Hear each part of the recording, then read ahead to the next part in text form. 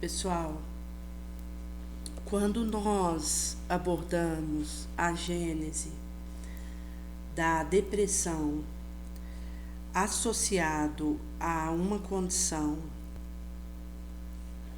obsessiva,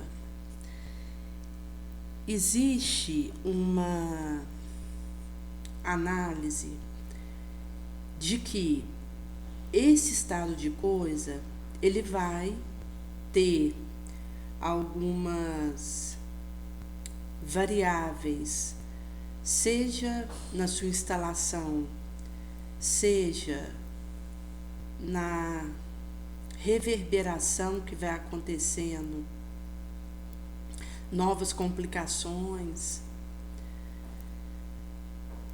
reincidência, remissão, tempo de cura ou apenas controle de sintoma, e que vai trazer uma delicadeza para que possa ser lido entre linhas, sutil, das variações. Quando a gente considera per si o processo obsessivo, ele vai ser a persistente influência de um espírito imperfeito sobre outrem. E aqui nós estamos falando tanto uma condição desencarnada quanto encarnada. Mas, geralmente, a instalação da obsessão, ela precisa encontrar uma brecha psicológica naquele que esteja sendo obsedado. E quando já existe em andamento uma autoobsessão, que é um repetitivo pensamento vinculado a uma angustiante emoção, essa pode ser a via usada para que o obsessor ele instale o seu processo morboso no outro. E nós vamos ter aí, chegado nesse ponto, uma infiltração do perseguidor no psiquismo da vítima atual, e isso vai gerar sintomatologia variada. E a questão do estado que pode alcançar vai poder ser sinergizado segundo os caracteres dessa autoobsessão,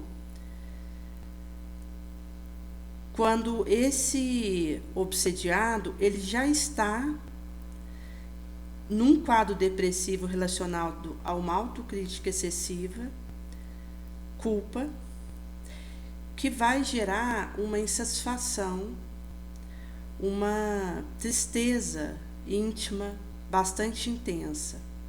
E aí o obsessor vem e amplifica. Então, a gente já está falando numa dificuldade que o indivíduo tem de realizar uma autoabordagem, porque ele está derrapando na autoobsessão.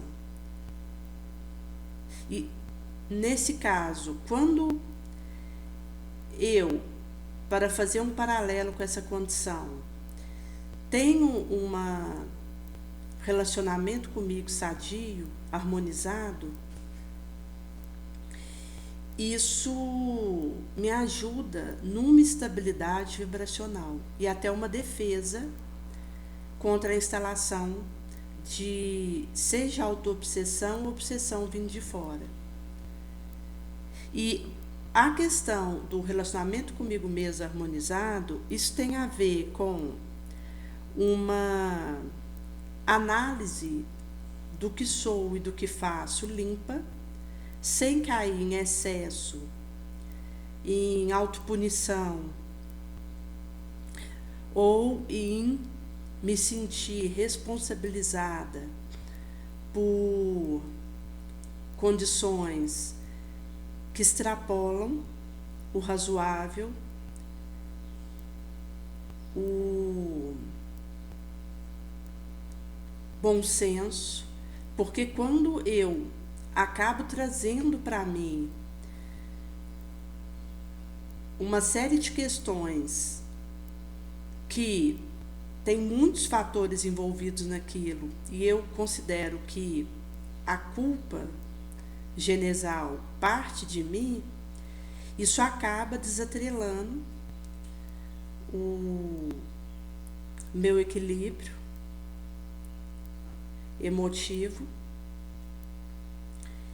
e chegado nesse ponto, vou associar a minha conduta, a minha existência, uma série de males, que inclusive vai me fazer desanimar e tirar minha força para continuar tentando ser melhor.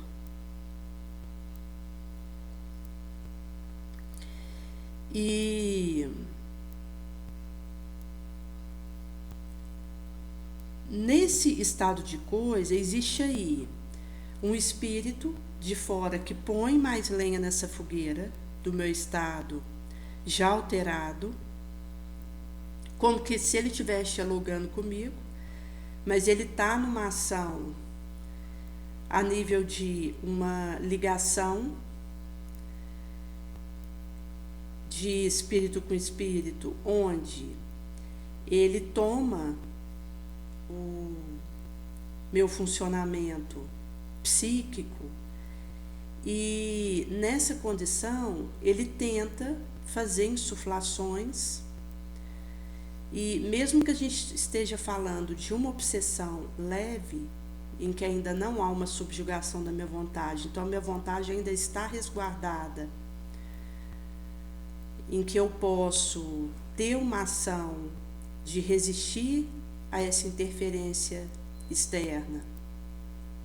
Mesmo assim, esse estado de coisa pode ir enfraquecendo, porque eu já estou vulnerável. E nós, conforme Kardec vai relatar, estamos como que numa hipnose branda. Então, os espíritos nos conduzem, mas a gente não percebe. Então, a questão nem é se tem um espírito me orientando e interferindo na minha atitude mental. A questão é qual espírito está fazendo isso. Porque eu, de acordo com aquilo que eu nutro, eu posso fazer conexão com o espírito obsessor, que vai tomar esse lugar de me conduzir, ou eu posso fazer conexão com o benfeitor, que vai poder me ajudar a lidar com as minhas questões. Porque o benfeitor, ele nunca invade o meu livre-arbítrio. O benfeitor, ele respeita a minha liberdade, o meu espaço.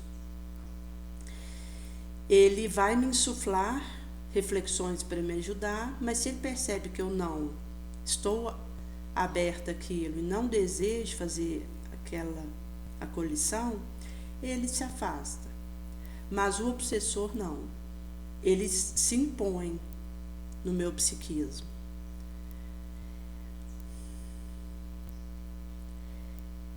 Em sendo assim, se a gente considerar que esse obsessor que está tendo essa ação sobre mim, ele também é encarnado, pelo fato de estar mais visível para mim, é mais fácil refutar, mais passível de fechar a porta para essa interferência. Mas se a gente fala a questão de ser um obsessor desencarnado, é mais difícil a percepção dessa situação, e o obsedado ele pode entender aquela ideia como sua, verdadeira, e fazer a ampliação de uma ruminação depressiva obsessiva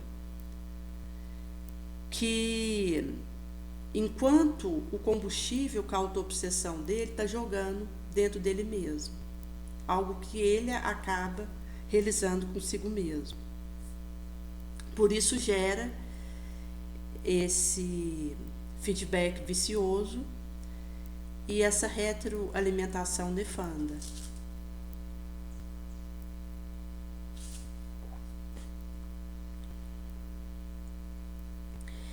E, em sendo assim, vai ter aí essa atitude do obsessor de amplificar, de sinergizar os ecos, erros da minha autoculpa.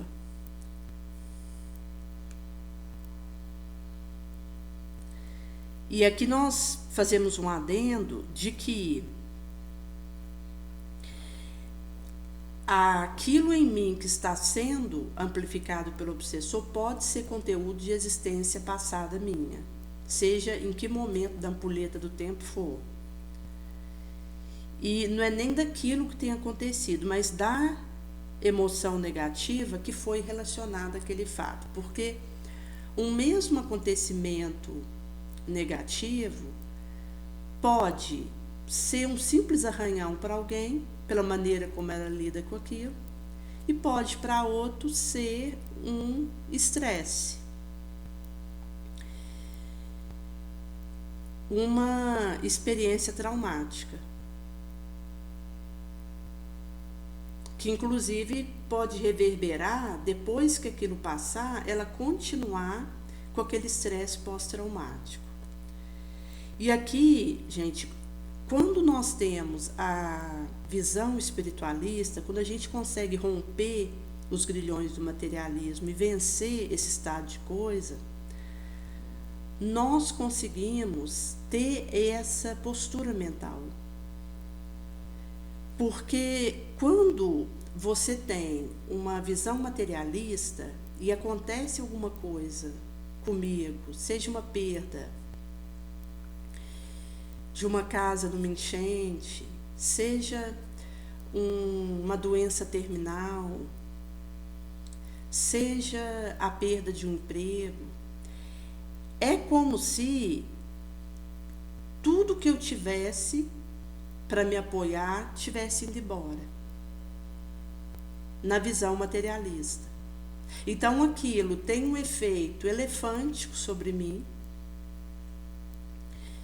me desequilibra, me desestrutura.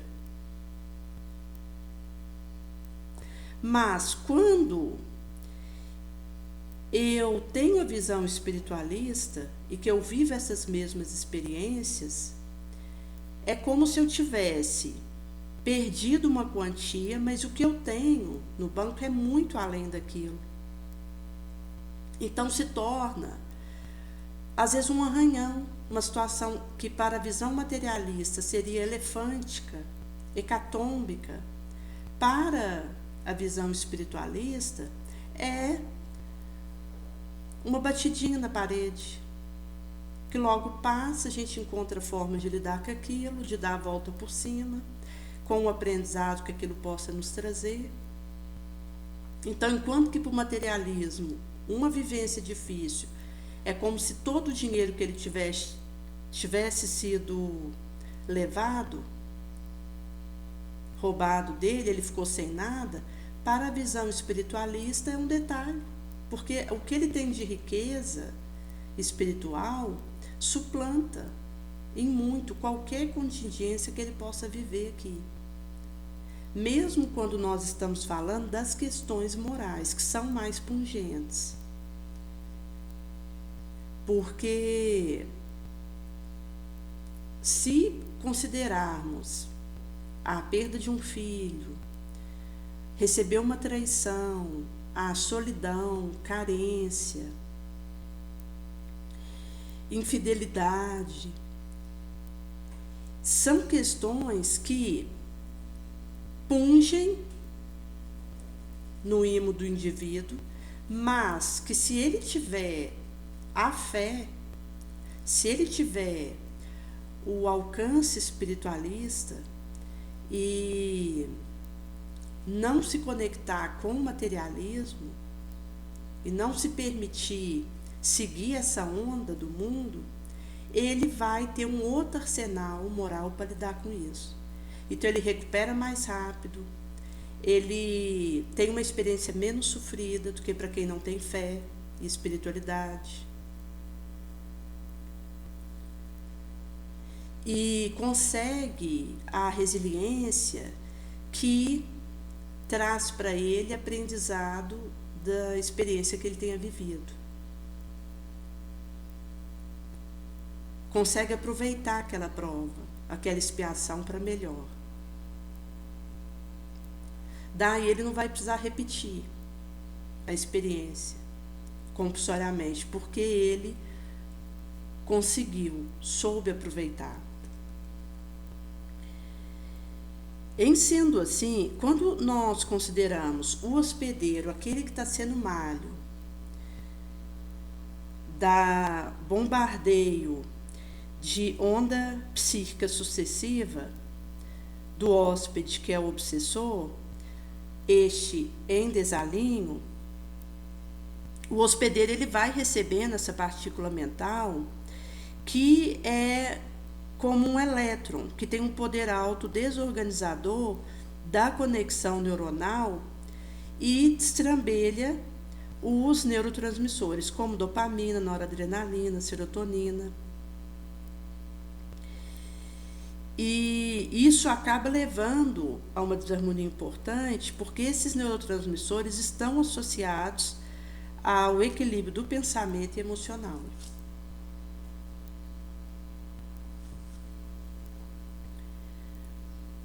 Então, a gente tem aí alguns locais onde vai acontecer os centros formadores de serotonina no cérebro, como nos núcleos da RAF e no locus ceruleus, o de noradrenalina. Isso vai se originar no nosso tronco cerebral, projeta virtualmente para as áreas cerebrais, também para a medula espinhal, e vão estar fazendo a influenciação de uma ciclópica gama de processo biológico.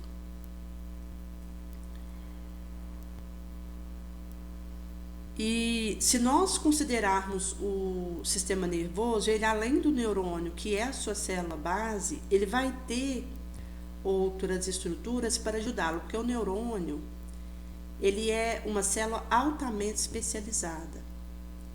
Então, pelo fato dele precisar focar na troca de figurinha com outro neurônio, em comando que ele realiza enquanto organismo como um todo, pelas produções que ali acontecem,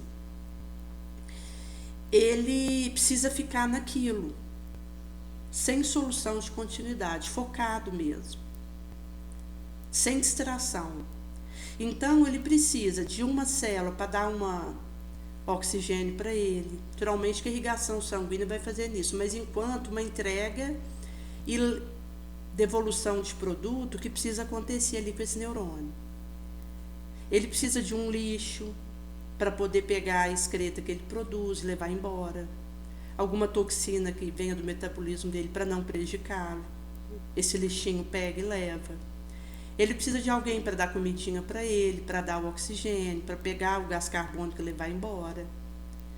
Então, ele é totalmente dependente desses suportes em torno dele para que ele possa ficar por conta da função dele no encéfalo e no tronco encefálico ali, medula espinhal.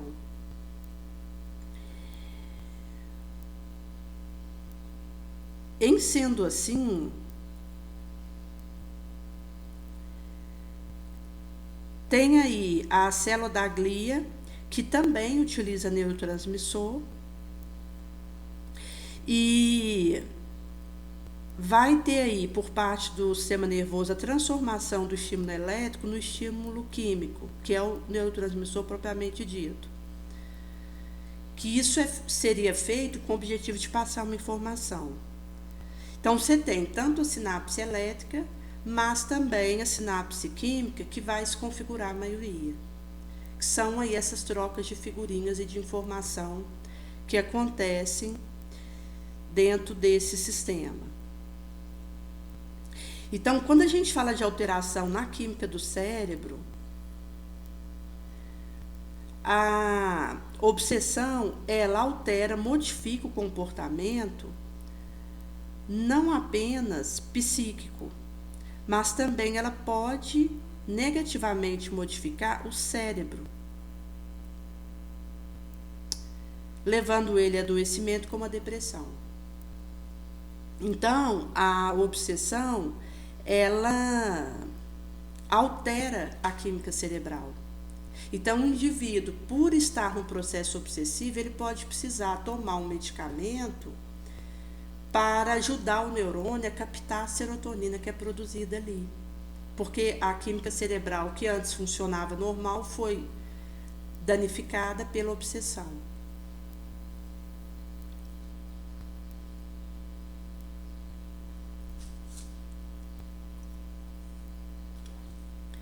Quando consideramos a gênese depressiva, em que essa química cerebral já está com uma alteração importante, que não é apenas uma questão de estar desbalanceado, você ter muita dopamina ou pouca, muita noradrenalina ou pouca, mas é a questão de como o neurotransmissor consegue agir no receptor neuronal, tipo uma serotonina, como que ela está agindo e atuando no receptor do neurônio, e como estão os níveis desses receptores no sistema nervoso enquanto aquele que reconhece essa serotonina para usar, porque não adianta ter uma serotonina ali, mas o receptor do neurônio não reconhece, ou se reconhece, não consegue usar aquilo. E isso leva à alteração negativa da química cerebral, porque seja serotonina, noradrenalina, dopamina, são neurotransmissores que o neurônio tem um receptor para isso, porque ele precisa reconhecer esse neurotransmissor e usar no metabolismo cerebral, encefálico, neuronal. Quando a gente entra na questão de psicofármaco, eles acabam atuando aí numa modulação do receptor neuronal. Então, o remédio que um psiquiatra passa para alguém que está com depressão, por exemplo, não vai conferir para esse indivíduo mais serotonina diretamente, mas ele modula, reorganiza o receptor do neurônio. Então, o cérebro ele acaba respondendo com alteração positiva, porque tanto o fator de crescimento do neurônio aumenta, isso acaba levando a um aumento de circuito cerebral. Então, essa circuitaria, ela sinergiza, consequentemente, a sinapse, e também poderíamos considerar que novos neurônios, mesmo que numa escala menor, são formados.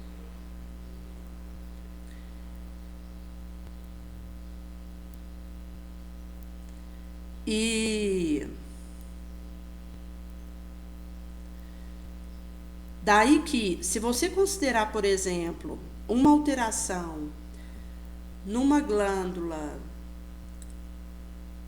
pancreática, onde a glândula endócrina ali, porque o pâncreas também tem a glândula exócrina, que produz enzima que digere alimento ali no início do intestino delgado, onde é lançado. No estado ali que o alimento já está, que é líquido, porque forma aquele bolo alimentar na boca, passa para o estômago. Quando chega no início do intestino delgado, já é um líquido, mas que ainda precisa completar a digestão dos subprodutos, seja gordura, proteína, carboidrato, que precisa ter a sua digestão ali terminada. Mas quando a gente fala da parte endócrina do pâncreas, é onde tem a produção de glucagon e insulina, que regula o nível de açúcar no sangue. Se existe uma alteração nessa glândula, o indivíduo ele não vai receber ali no remédio o hormônio per si. Mas o que vai acontecer é uma substância em que poderá atuar naquele receptor do neurônio, aqui no caso do pâncreas, no receptor ali, de onde vai acontecer a reconhecimento e liberação de substância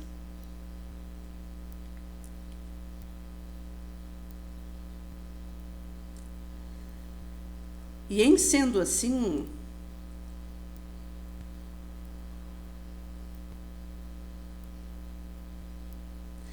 se considerarmos per si a questão de um pâncreas que produz hormônio pela glândula endócrina, que são aquelas substâncias lançadas diretamente na corrente sanguínea, aí sim seria o tratamento com a questão hormonal, como a gente tem aí a insulina. Então, se a gente fizer um pareamento com a questão psíquica, não seria o hormônio no caso do cérebro, que seria ministrado, ou um neurotransmissor, mas uma substância que age no receptor do neurônio. Mas, quando a gente fala de glândulas ao longo do nosso corpo que não seja o sistema nervoso, como essa que nós citamos do glândula endócrina do pâncreas, que produz insulina e glucagon, tireoide, as adrenais, ovário, testículo, em que existe produção de hormônio, se há uma alteração ali, esse hormônio, então, seria ministrado ele próprio.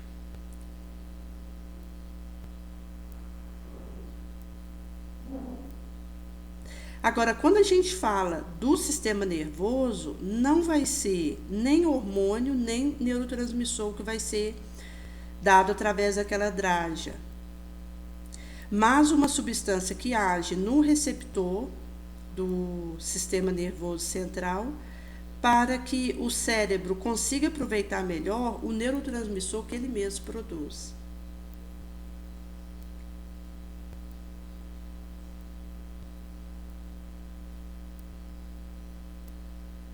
Em sendo assim, quando você tem um medicamento que altera a química cerebral, isso vai ajudar a tratar a depressão, ajuda a parar de usar droga, a parar de fumar, a parar de beber.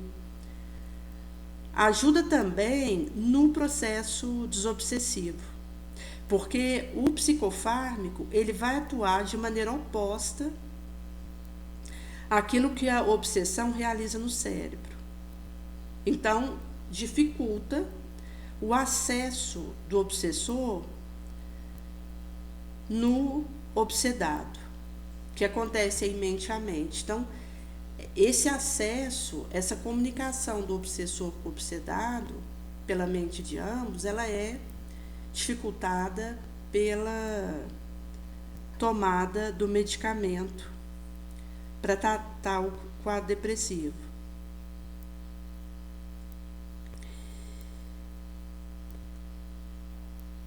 Daí vai mostrando que são reverberações que vão acontecendo, porque se há uma modificação na química cerebral, então aquele caminho que o obsessor usa para me dizer alguma coisa, para me levar a sentir dor, para me relembrar um conteúdo difícil, isso acaba que fica enfraquecido. Porque para que o obsessor ele consiga fazer essa troca de figurinha comigo, ele usa a minha química cerebral, que já está aí danificada. Modificando, alterando o funcionamento da minha química cerebral, ele não tem mais ali a fechadura onde colocar a chave.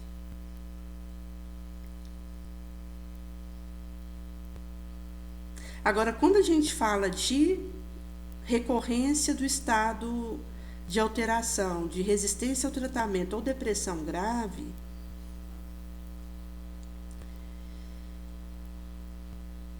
vai acontecer de que pode estar envolvido aí expiações reencarnatórias complexas que vão levar à modificação. A área que tem abordado isso é a neurociências.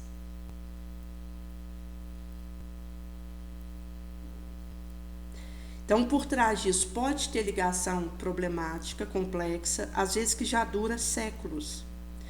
E, nesse caso, obsessor e obsedado, eles estão se revezando. Cada hora um entra nesse papel.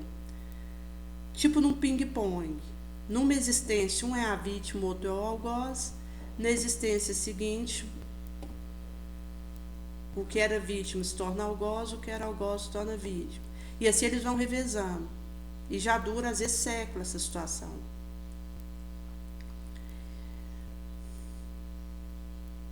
Por isso que, geralmente, são situações delicadas e que não se pode pensar numa cura rápida de alguns dias ali que se inicia o tratamento, porque, geralmente, isso vai envolver toda a modificação moral do indivíduo para melhor, para que ela, então, possa ir se desconectando da ação obsessora. Porque, inclusive, quando acontece essa modificação moral do indivíduo para melhor, quando ele tem a oportunidade de obsedar aquele que hoje o obseda, ele já não vai optar por isso, porque ele modificou, então ele corta aquela roda sansara, em que ele está enleado com esse obsessor, sabe Deus há quantas gerações reencarnatórias.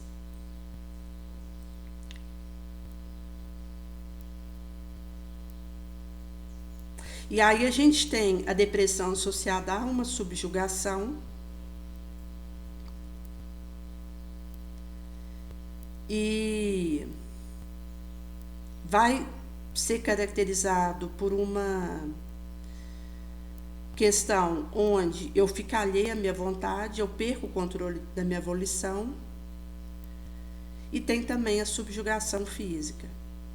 Se a gente considerar a catatonia, pode estar associada à subjugação, e a catatonia ela é originada por depressão grave. E também a vampirização, onde há a sugação da vitalidade do indivíduo. Na vampirização com depressão, você tem uma conexão implicada em processo obsessivo através de circuitaria de recompensa.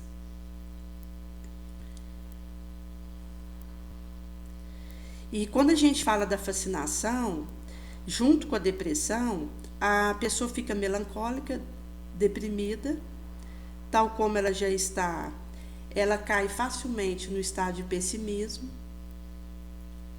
rebelião. Isso pode acabar levando a ideia deliroide, que vai estar congruente com essa tristeza muito profunda, ou não. Mas aí tem a ver também com uma conduta que o indivíduo ele acaba se rendendo aí a esse negativismo. Isso aprofunda a tal ponto que ele é arrolado pela ideia deliroide no estado fascinatório, onde pode aí ter uma predominância de estado de culpa e ruína.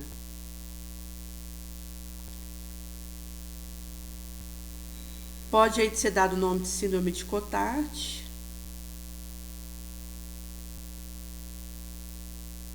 E também isso vai envolver essa síndrome, a questão, além da ideia deliroide, da negação de órgão, niilismo.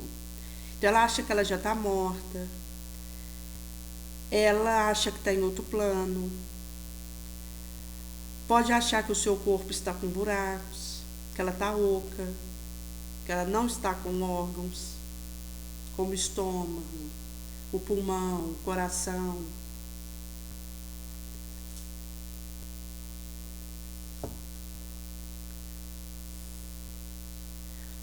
E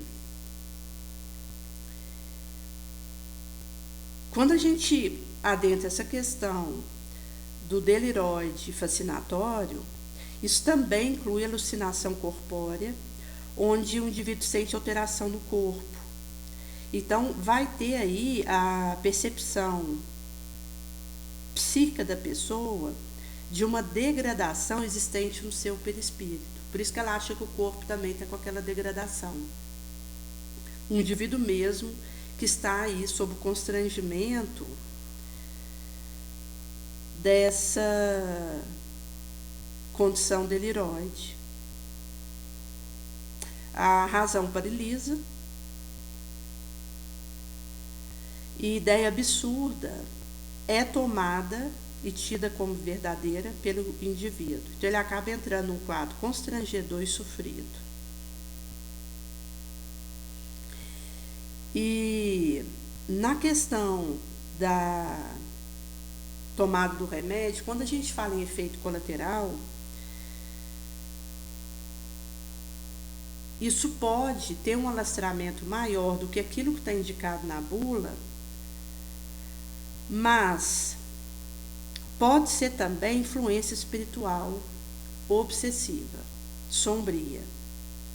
Porque como o obsessor sabe que aquele tratamento vai ajudar esse indivíduo e que mudando a química cerebral dele, ele vai ter menos ação sobre esse indivíduo, então o obsessor sabe que mudando a química cerebral do obsedado pelo tratamento que ele está fazendo, o remédio que ele está tomando, o obsessor vai perder acesso, como ele tinha, ao obsedado, ele acaba que atua levando a geração de sintoma não ligada ao remédio, mas insuflando na cabeça do obsedado que os sintomas que ele está sentindo vêm da medicação.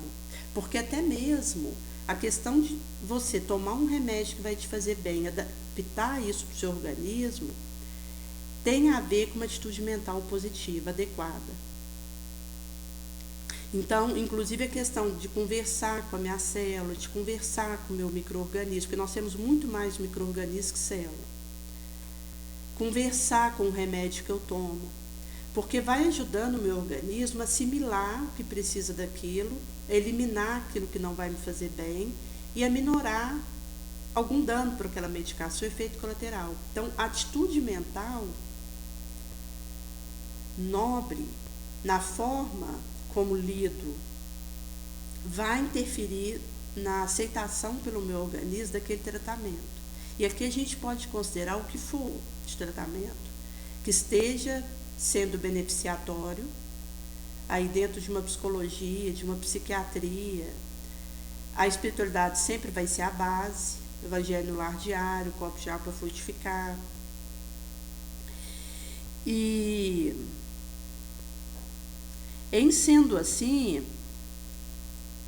o obsessor pode, inclusive, avolumar efeito colateral possível, mas raro, para interditar o uso de um ferramental positivo para o obsedado. Então, se esse paciente já tiver algum tipo de preconceito ou medo com o tratamento psiquiátrico, isso vai ocorrer com mais facilidade, porque ele vai acabar ficando com aquela imersão desnecessária de receio da medicação, porque ele já está impregnado com um efeito nocebo, que é aquela condição onde eu, mesmo tomando farinha, acabo sentindo um efeito colateral que acho que é associado àquilo. Também ele pode estar sob uma profecia autorrealizável, em que a sua mente gera um temido efeito colateral. E aí o obsessor vem, sinergiza, amplifica ainda mais isso. Ou também o obsessor pode amplificar o medo desse receio se concretizar. Por isso que,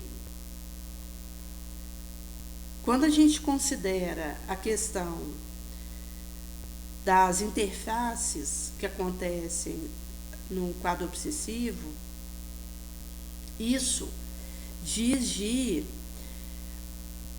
um olhar sobre o tipo de relação que aquele indivíduo está estabelecendo com o mundo espiritual e que, inclusive, gente, vai passar pelo que eu escolho ter contato, porque o obsessor ele usa daquilo que eu vejo, daquilo que eu ouço e me permito conectar com aquilo para me torturar, seja no sono ou na vigília.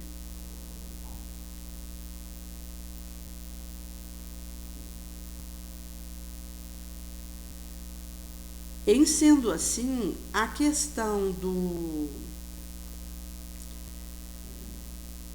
experiência de estar já num quadro desse tipo vai nos alertar sobre a mudança de hábitos em relação à nossa vida.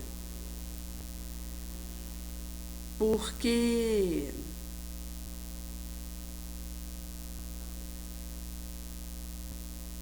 se nós estamos tendo uma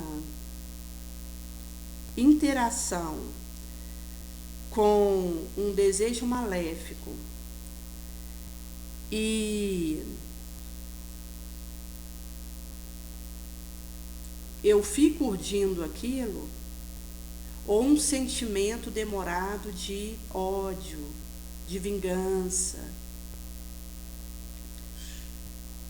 de perseguição, isso vai ser usado pelo obsessor para impingir em mim mais infortúnio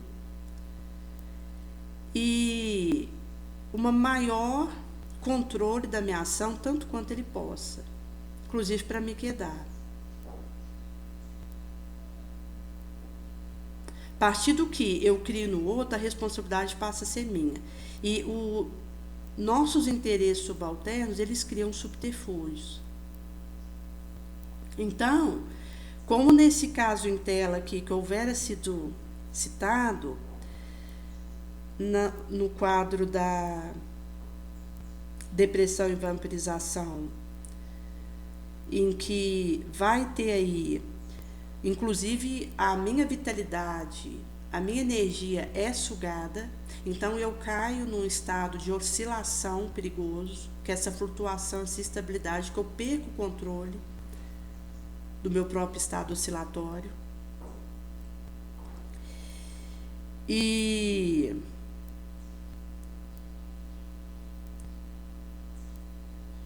No caso, por exemplo, da depressão associada com subjugação,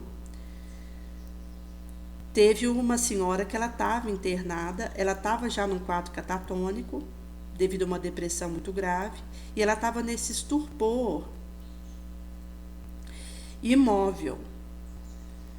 E ela não se alimentava, nem bebia água, não falava nada, e não estava deixando ter acesso para pegar um venoso para hidratar ela. Então ela estava aí definhando, tanto no estado de desnutrição quanto desidratação. Então foi feita uma opção ali no hospital pela eletroconvulsoterapia e no bloco cirúrgico vai ser usado anestésico e relaxante muscular nesse processo, além de um monitoramento rigoroso clínico. Então aí o horror do pregresso deixa de fazer parte da realidade do agora. E depois, quando o médico chegou ali para ver como ela estava, depois que ela já tinha feito 5 aplicações da eletroconvulsoterapia, ela bateu nos ombros dele levemente e ela pegou e falou que quando ele tinha ido lá conversar com ela queria ter respondido ele, mas não conseguiu. Ou seja, é a questão da subjugação espiritual. E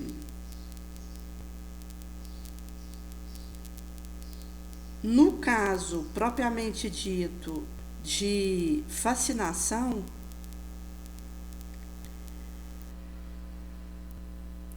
pode acontecer aí, como num paciente que apontava o próprio rosto e dizia que ele estava com buracos no rosto, se o médico estava percebendo aquilo, atento para aquela situação, e falava que ele já não tinha sangue nenhum, que houvera sido consumido todo o sangue dele.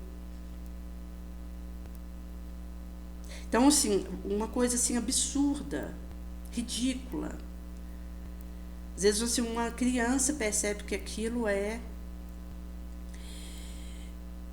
sem condição de ser tomado como verdadeiro aquela situação, naquele quadro ali que ambos estão envolvidos.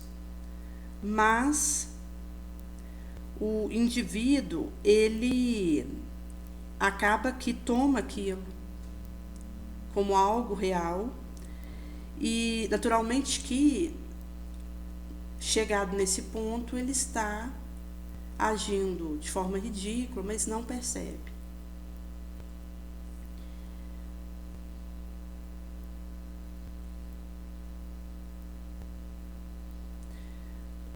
Por isso que, quando a gente fala das melhores prevenções acerca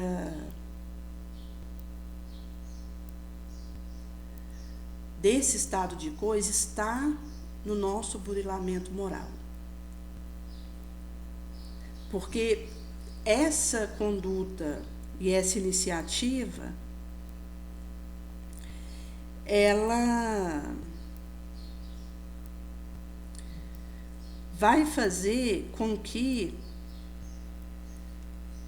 o meu organismo, ele seja bombardeado de ocitocina, hormônios do bem-estar e de substâncias que fortalecem a minha defesa.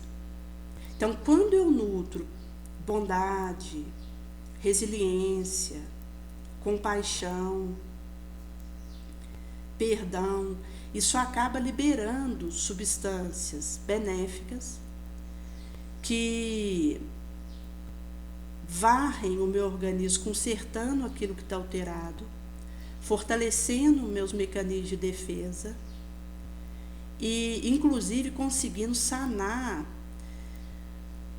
desarmonias químicas, elétricas que possam estar no meu organismo, cuja gênese está no espírito, que reverbera no perispírito e do perispírito para o órgão correspondente no corpo físico, e que, em sendo assim, isso já vai realizando um mecanismo de fortalecimento.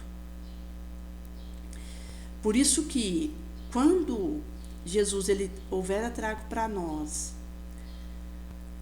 a mapa do tesouro de conduta nobre, ele sabia que é um caminho que, quando eu emito isso para fora, o primeiro a ser beneficiado sou eu mesmo.